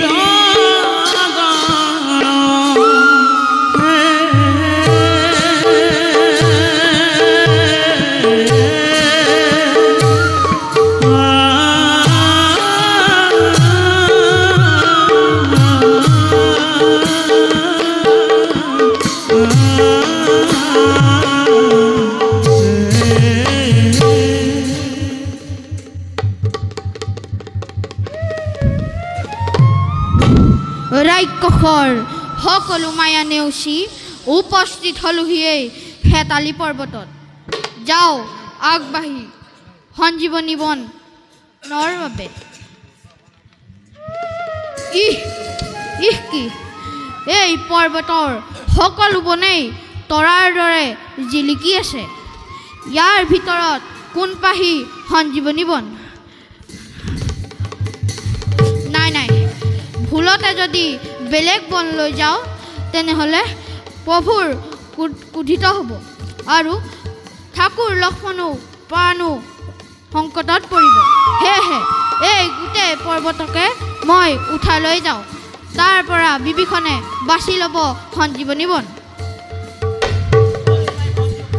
জয় শ্ৰীৰাম, জয় শ্ৰীৰাম, জয় শ্ৰীৰাম, জয় শ্ৰীৰাম, জয় শ্ৰীৰাম।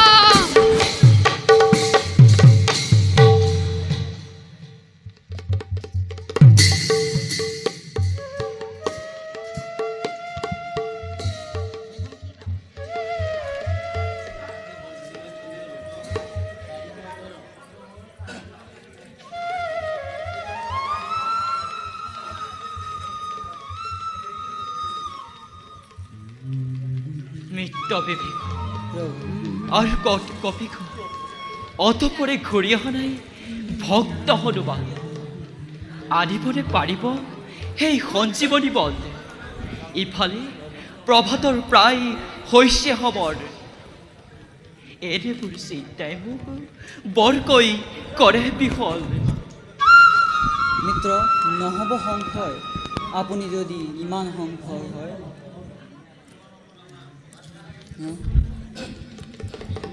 অতি শীঘ্ৰে হনুমান আহিব আমাৰ সমীপে।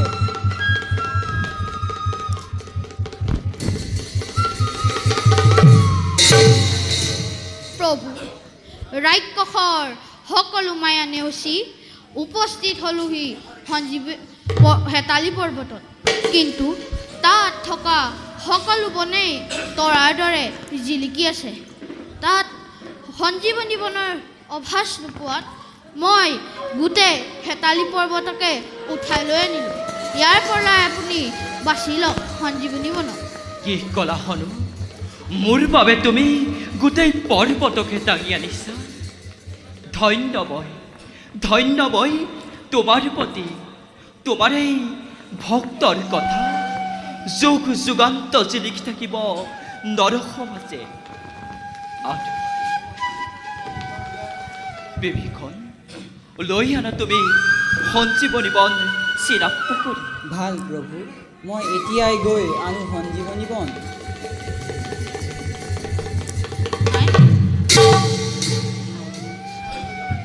চিন্তা নকৰিবা ভাতৃ, অচিৰেই ঘূৰাই পাবা তোমাৰ প্ৰাণ। পণ্য দমে আকৌ পুনৰ কৰিম লংকাৰ খবৰ। আৰু তোমাৰ দুখৰ প্ৰতিশোধ ল'ম মই।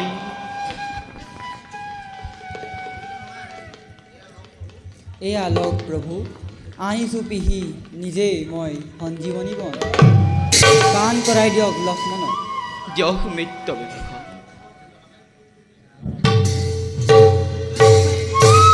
দেখা দেখা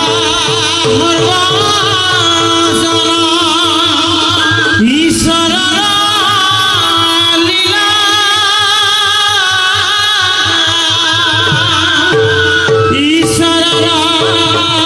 লীলা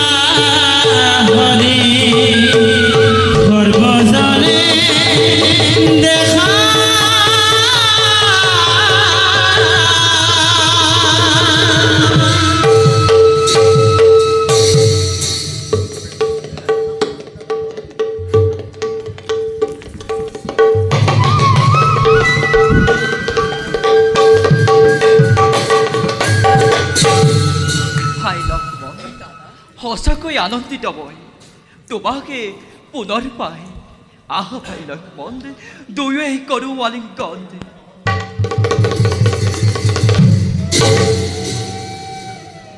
দাদা তোমাৰ দৰে ভাতৃ পাই মই সঁচাই ভাগ্যৱান জন্মে জন্মান্তৰে পাওঁ যেন তোমাৰ সমভাতৃ স্নেহত আবদ্ধ হ'বলৈ কোৱা ভাতৃ লক্ষ্মণ কোনে কৰিছিলে তোমাকে এনেকুৱা অৱস্থা দাদা সেই অধম ৰাৱণৰ পুত্ৰ ইন্দ্ৰজিতে মোক অন্যায়ভাৱে প্ৰহাৰ কৰিছিল ইমান স্পৰ্ধা সেই ৰাৱণ নন্দন বাৰে বাৰে যুদ্ধ কৰি পলাই কৰে অন্যায় হ'ব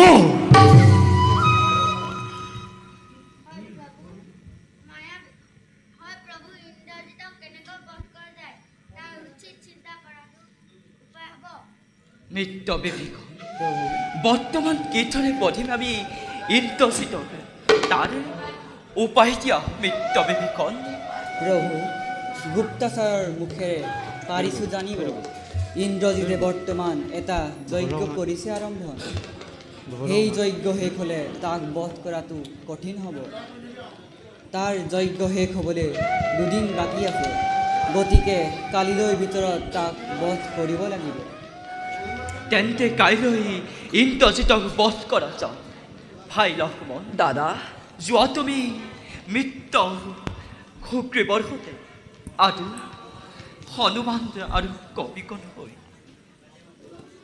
বলা হনুমান বলা প্ৰভু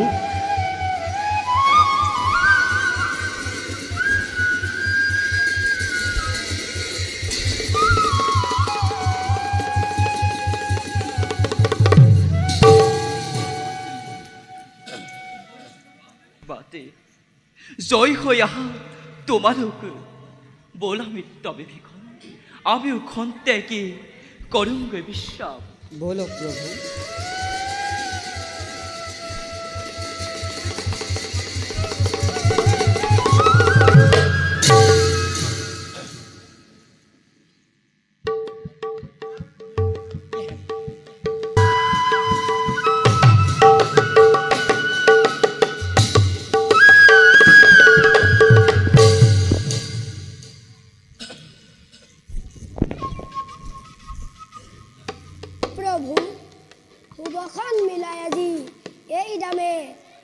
তোমাক আৰু মহাযজ্ঞ কৰিছোঁ আৰম্ভ তুষ্ট হৈ প্ৰতিবৰ দিয়ক প্ৰভু যাতে বধ কৰিব পাৰোঁ লংকাৰ প্ৰতিটো শত্ৰু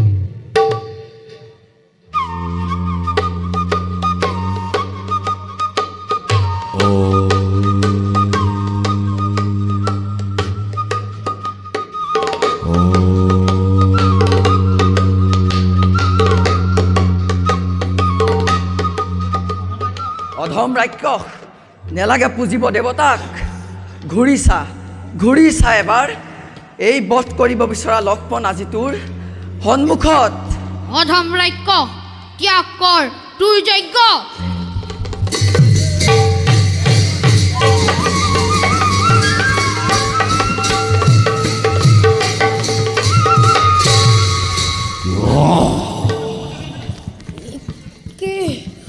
অদ্ভুত দণ্ডকৰ ভাদি কিদৰে প্ৰৱেশ কৰিছে সিহঁতি তাৰ খেলৰ ভিতৰে আৰু এজন নিৰস্ত দুজনে বেৰি যুদ্ধ কৰিব অহাটো কোনো ধৰ্ম নীতিৰ তহত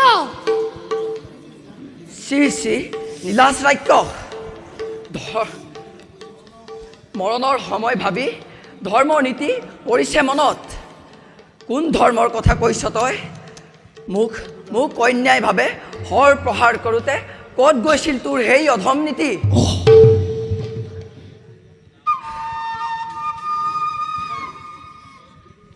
কিন্তু মই যে নিৰস্ত আৰু নিৰস্তজনক প্ৰহাৰ কৰাটো নহয় বীৰৰ কৰ্তব্য ল এই অস্ত্ৰ আৰু দেখা তোৰ পৰাক্ৰম কিমান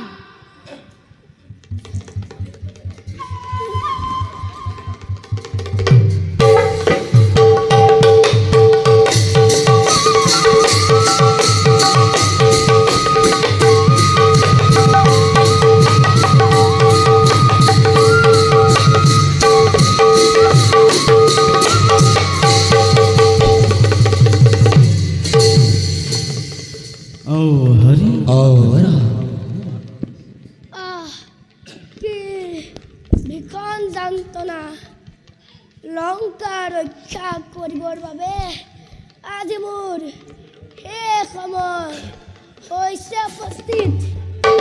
শুনা লক্ষ্মণ, অন্যায়ভাৱে যজ্ঞস্থলত সমৰ যদিও তুমি জয়ী হ'লা, তথাপিও জগতে চিৰদিন এই ইন্দ্ৰজিতক মেঘনাদ বীৰ বুলি ৰাখিব মনত। খোৱা বহু বাক্য কটু আপোনাক কৰিলোঁ প্ৰয়োগ, তাৰ বাবে মোক ক্ষমা কৰিব খোৱা। বিদায় পিতৃ, বিদায় মাতৃ,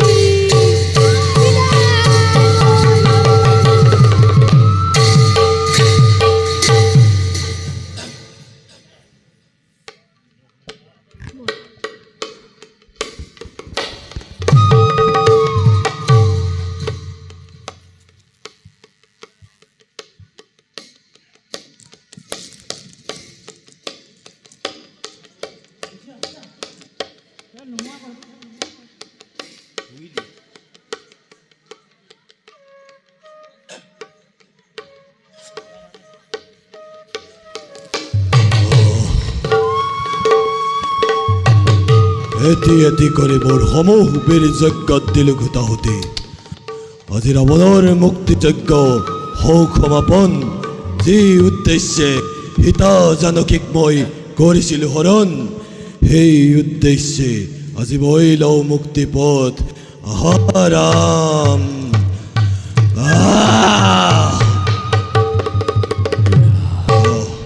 ভিক্ষাৰী ৰামচন্দ্ৰ,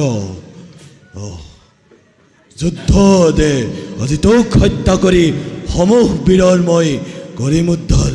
বেশ তেন্তে শেষ হওক। লাগিল হামাৰা ভয়ংকৰ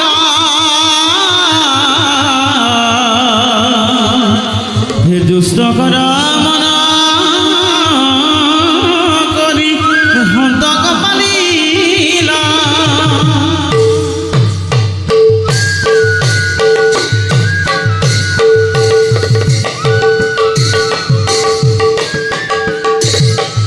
আৰে লাগিল মনৰে খাউটি ভয়ংকৰ, আৰে পদ ধৰে বহুমতি কম্পে ৰাক্ষৰ, আৰে পদ ধৰে বহুমতি কম্পে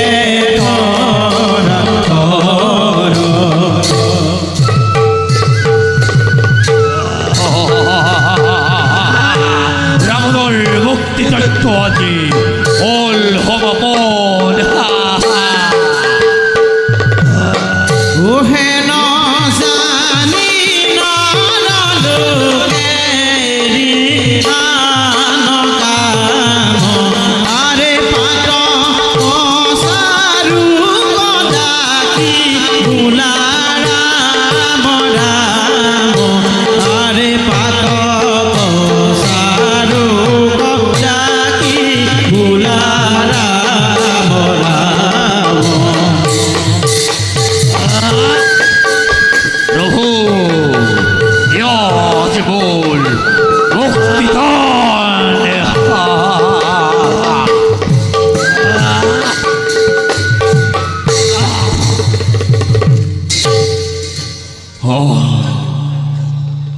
প্ৰভু ক্ষমা কৰিবা মোক, শত্ৰুৰূপে ভাবি তোমাক কৰিলোঁ অনেক তিৰস্কাৰ। দেখিছোঁ এতিয়া তোমাক প্ৰভু নাৰায়ণৰ ৰূপত। হনুমানকো পাৰিছোঁ চিনিব এতিয়া।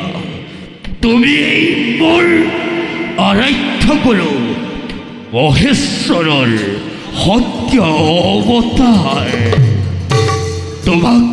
তোমাক কৰা অন্যায়ৰ বাবে মোক কৰিবা ক্ষমা। লক্ষ্মণ কপিকত মোৰ সৰ্বদোষ ক্ষমা কৰিবা। ভাই বিভীষণ দাদা তোক কৰিলো অনেক তিৰস্কাৰ তাৰ বাবে তইও মোক ক্ষমা কৰি দিবি দাদা তোমাৰ হিতৰ বাবে মই কৰিলোঁ এনে বিচাৰ মোক ক্ষমা কৰি দিবা দাদা তেনে কথা নকবি ভাই ভুল তোৰ অলপো নাই মাত্ৰ এটি শেষ অনুৰোধ ৰাখিবি মোৰ লংকাৰ সকলো প্ৰজাক তই কুশলে ভাই কুশলে কৰিবি সাগৰ মোৰ মোৰ মোৰ মোৰ অন্তিম সময় সমাগত ক্ষমা কৰিবা প্ৰভু ক্ষমা কৰিবা জানকী ক্ষমা কৰিবা লংকাবাসী বিদায় বিদায় বিদায়